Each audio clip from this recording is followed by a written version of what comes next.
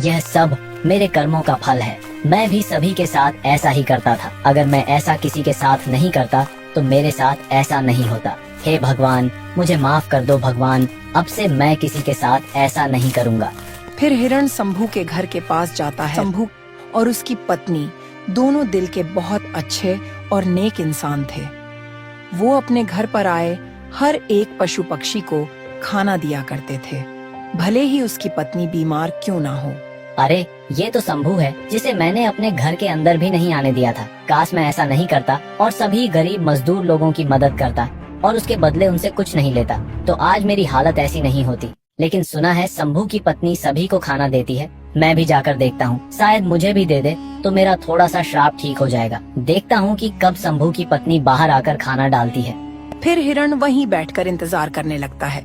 कुछ ही देर बाद शंभू की पत्नी हाथ में कुछ थाली लेकर आई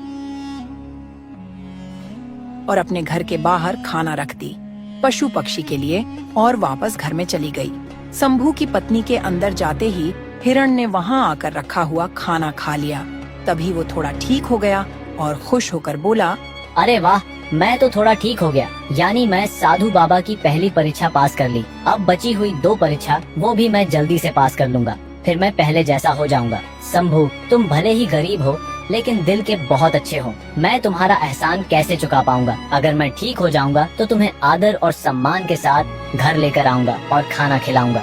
फिर वो हिरण वहाँ से चला जाता है और अपनी दूसरी परीक्षा को पास करने के लिए वो एक बहुत ही गरीब आदमी की तलाश करता है। चलते चलते वो गांव से बहुत दूर आ जाता है तो उसे एक छोटी सी झोपड़ी दिखाई देती है। लगता है कि मैं जिस गरीब आदमी की तलाश कर रहा था वो शायद इसी झोपड़ी में रहता है। मुझे वहाँ जाके देखना चाहिए। ऐसा कहकर हिरण झोपड़ी के पास जाता है और उसकी छत पर जाकर बैठ जाता है तो उसे अंदर से आवाज सुनाई देती है, अजी आप क्या कर रहे हो? यहाँ तो खाने को लाले पड़े और आप ये रोज रोज पक्षियों के लिए अनाज के दाने रख रहे हो। घर में 2 मुट्ठी अनाज है, उसमें से आधी मुट्ठी कटोरी में रखकर ले जा रहे हो। अब हम क्या खाएंगे? मुझे पता है कि घर में अनाज नहीं बचा है, लेकिन खुद का पेट भरा हुआ हो तब भूखे को खाना खिलाने में अलग ही मजा है। असली इंसानियत वो है जब हम खुद आधे पेट रहे और किसी भूखे का पेट भरने में मदद करे। लेकिन हम ही क्यों जी, दुनिया में करोड़ों लोग हैं, वो भी पक्षियों और जानवरों के बारे में सोच सकते हैं। एक हमने ही ठेका नहीं ले रखा है। अगर हर कोई यही सोचे तो इस दुनिया से इंसानियत का नामो निशान ही मिट जाएगा। एक बात बताओ, ये पंछी जानवर शहर से गांव में क्यों आते हैं? क्योंकि हम इंसानों ने इनके रहने खाने की जगह छीन लिए हैं। पहाड़ खोदकर नदी बना दिए हैं और जंगल को पीछे हटाकर वहाँ पर सड़कें और ऊंची ऊंची इमारतें बना दिए हैं। पेड़ काटते समय किसी ने ये भी नहीं सोचा कि इन पेड़ों पर पंछियों का बसेरा होगा।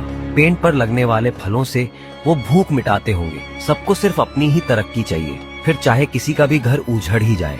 लेकिन मैं ऐसा नहीं सोचता। कुदरत ने जितना हक हमको दिया है उतना ही यहाँ हक इन पक्षियों और जीवों को भी दिया है। हमारा क्या, हम तो बूढ़े हो जाएंगे, पता नहीं और कितनी जिंदगी बाकी है। लेकिन जब तक मैं जिंदा हूँ मैं इन्हें खाना खिलाता रहूंगा और इनकी मदद करता रहूंगा। मुझे ऐसा करके बहुत अच्छा लगता है। भले ही मेरे पास कुछ खाने को हो या नहीं, लेकिन मैं अब अपने हिस्से से आधा हिस्सा जरूर दूंगा। लेकिन मैं इन्हें कभी भूखे पेट नहीं रखूंगा। अच्छा जी, आपकी जो मर्जी वो करिए, लेकिन आप भूखे पेट कैसे रहेंगे? क्योंकि आपको दवाई भी तो खानी है। अगर आप दवाई नहीं खाएंगे तो फिर से आपकी तबीयत खराब हो जाएगी और घर में इसके अलावा कुछ भी नहीं है। ये बात सुनकर हिरण खुद से बोलता है, यह आदमी कितना नेक इंसान है। खुद की तबीयत खराब होने पर भी पशु पक्षी के भलाई के लिए सोच रहा है। इससे बढ़कर और कोई इंसान नहीं हो सकता। मुझे इसकी मदद करनी होगी। मुझे इनको खाने के लिए कुछ इंतजाम करना होगा। फिर हिरण वहाँ से जंगल की तरफ चला जाता है।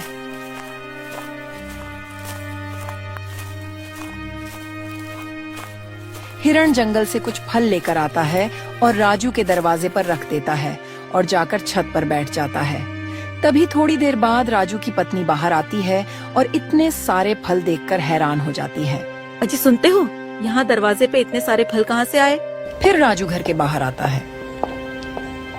अरे ये तो सच में यहाँ इतना सारे फल है। ये कहाँ से आए ये सभी फल? अभी मैं यहाँ चिड़िया को दाना डालकर गया था, तब तो यहाँ कोई फल नहीं था। लगता है कोई यहाँ रख कर गया है। देखो भाग्यवान, मैं कहता था ना कि अच्छाई का फल हमेशा मिलता है। देखो हमने अपना पेट काटकर इन पक्षियों को खाना डाला और ऊपर वाले ने किसी के हाथों हमारे लिए फल भिजवा दिया। ये तो बहुत ही खुशी की बात है। मुझे तो विश्वास ही नहीं हो रहा। आप ठीक ही कहते थे, हमेशा भलाई करते रहना चाहिए। ऊपर वाला सब देखता रहता है। फिर वो दोनों पति पत्नी फल लेकर खाने लगते हैं।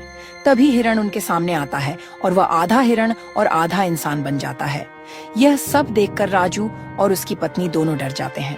कौन हो तुम और ऐसे अचानक कैसे प्रकट हो गए, और तुम्हारा ये शरीर आधा हिरण का और आधा इंसान का कैसे है? मुझे कुछ भी समझ नहीं आ रहा। आप सच में बहुत नेक दिल इंसान हो। मैं आपको सब बताता हूँ। पहले मैं आपका धन्यवाद करना चाहता हूँ। आपकी वजह से मेरा आधा श्राप खत्म हो गया। आपका बहुत बहुत धन्यवाद। फिर हिरण सारी कहानी उस व्यक्ति को बताता है।